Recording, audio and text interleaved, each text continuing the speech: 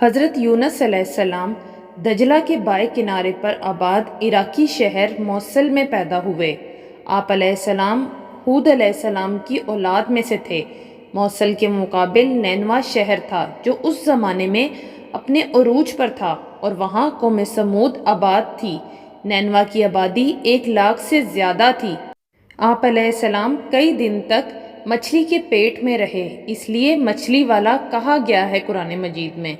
قرآن مجید کی 10ویں سورت آپ علیہ السلام کے نام پر ہے۔ یونس علیہ السلام ایک عرصے تک نینوا کے لوگوں کو توحید کی دعوت اور بت پرستی سے روکتے رہے، مگر قوم نے ان کی دعوت قبول کرنے سے صاف انکار کر دیا۔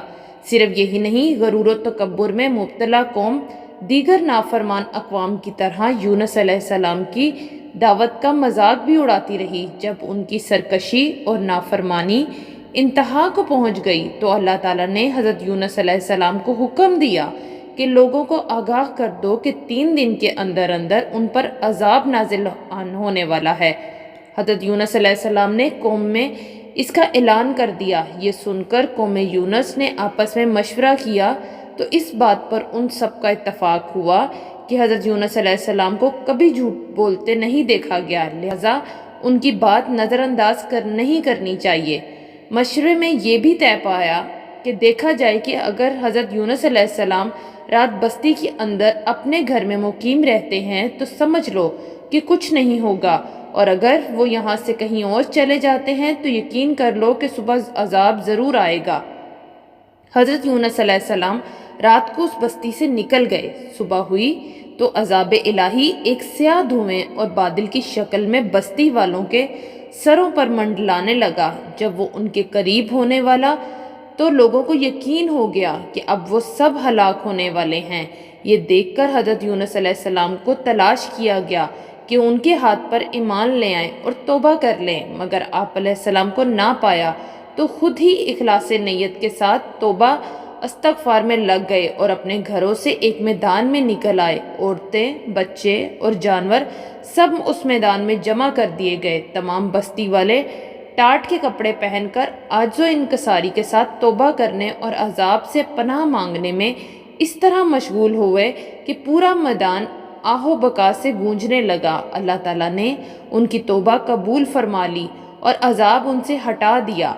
حضرت یونس علیہ السلام بستی سے باہر اس انتظار میں تھے کہ اب اس قوم پر عذاب نازل ہوگا۔ ان کے توبہ استغفار کا حال انہیں معلوم نہ تھا۔ جب عذاب ٹل گیا تو انہیں فکر ہوئی کہ اب تو قوم مجھے جھوٹا قرار دے دے گی، کیونکہ میں نے اعلان کیا تھا کہ 3 دن کے اندر عذاب آ جائے گا۔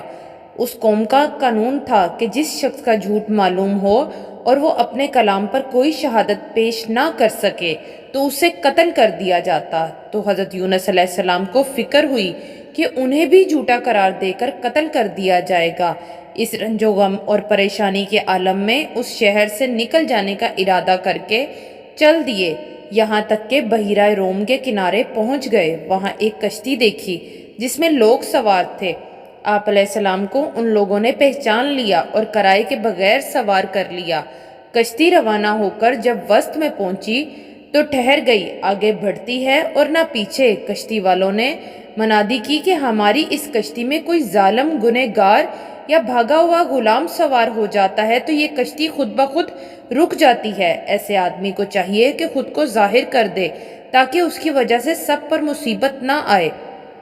اس پر حضرت یونس علیہ السلام بول اٹھے کہ وہ بھاگا ہوا غلام گنہگار میں ہی ہوں، کیونکہ اپنے شہر سے نکل کر کشتی میں سوار ہونا ایک طبعی خوف کی وجہ سے تھا۔ اللہ تعالیٰ کے حکم کے بغیر یوں چلے آنے کو حضرت یونس علیہ السلام کی پیغمبرانہ شان نے ایک گناہ قرار دیا کہ پیغمبر کی کوئی نقل و حرکت بلا اذان الہی نہیں ہونی چاہیے تھی۔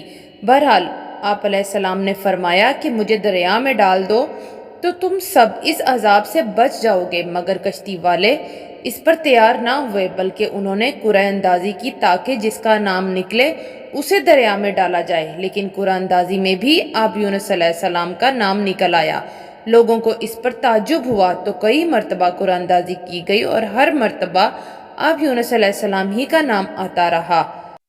ایک طرف قرآن اندازی میں نام نکلنے پر آپ یونس علیہ السلام کو دریا میں ڈالے جانے کا سامان ہو رہا تھا، دوسری طرف ایک بہت بڑی مچھلی اللہ تعالیٰ کے حکم پر کشتی کے قریب منہ کھولے موجود تھی کہ آپ یونس علیہ السلام کو اپنے پیٹ میں جگہ دے۔ حضرت یونس علیہ السلام جیسے ہی پانی میں گئے، مچھلی نے فوراً انہیں اپنے پیٹ میں لے لیا۔ عبداللہ بن مسعود رضی اللہ تعالیٰ عنہ سے نے فرمایا کہ حضرت یونس علیہ السلام اس مچھلی کے پیٹ میں 40 روز رہے، یہ انہیں زمین کی تہہ تک لے جاتی اور دور دراز کی مسافتوں میں پھراتی رہی۔ بعض افراد نے 7، بعض نے 5 دن اور ایک نے مچھلی کے پیٹ میں رہنے کی مدت چند گھنٹے لکھی ہے۔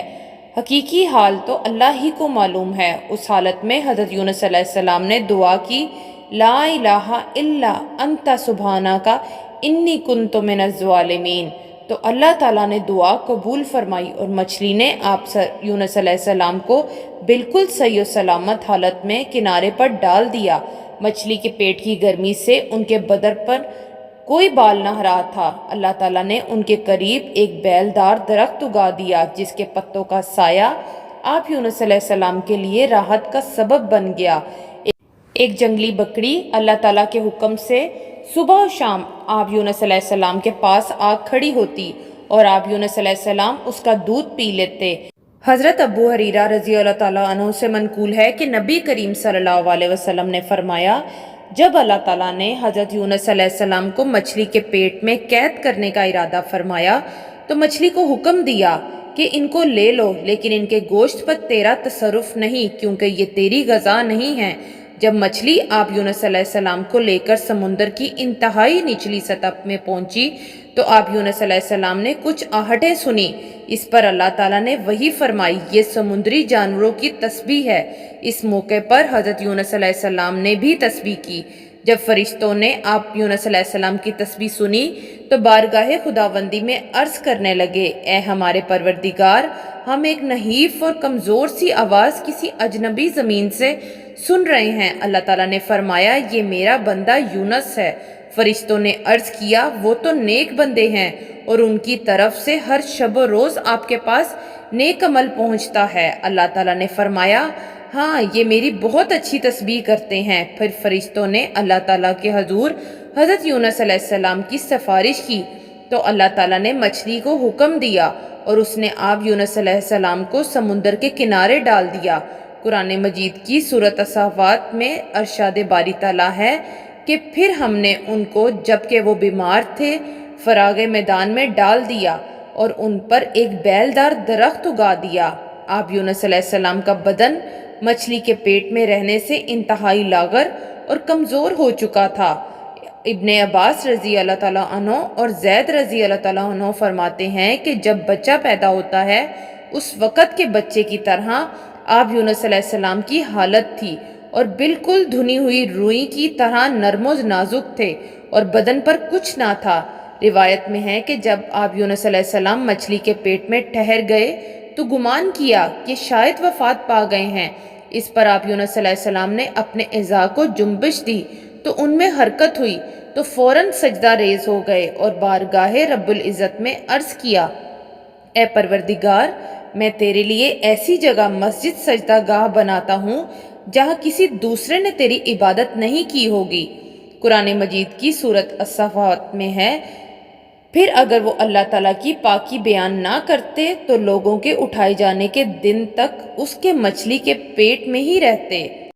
سعد بن مالک رضی اللہ تعالیٰ عنہ سے مروی ہے کہ انہوں نے نبی کریم صلی اللہ علیہ وسلم کو فرماتے ہوئے سنا، اللہ کو اس نام سے پکارا جائے تو دعا قبول ہوتی ہے اور جو نام مانگا جائے اللہ تعالیٰ عطا فرماتے ہیں، یعنی حضرت یونس علیہ السلام کی دعا کے ساتھ۔ حضور صلی اللہ علیہ وسلم سے پوچھا گیا کہ یا رسول اللہ، یہ حضرت یونس علیہ السلام کے لیے خاص ہے یا تمام مسلمانوں کے لیے ہے؟ آپ صلی اللہ علیہ وسلم نے فرمایا، یہ حضرت یونس علیہ السلام کے لیے خاص ہے اور مومنین کے لیے عام ہے۔ جب بھی وہ اس دعا کے ساتھ کیا کریں گے، کیا تم نے اللہ کے فرمان کو نہیں سنا؟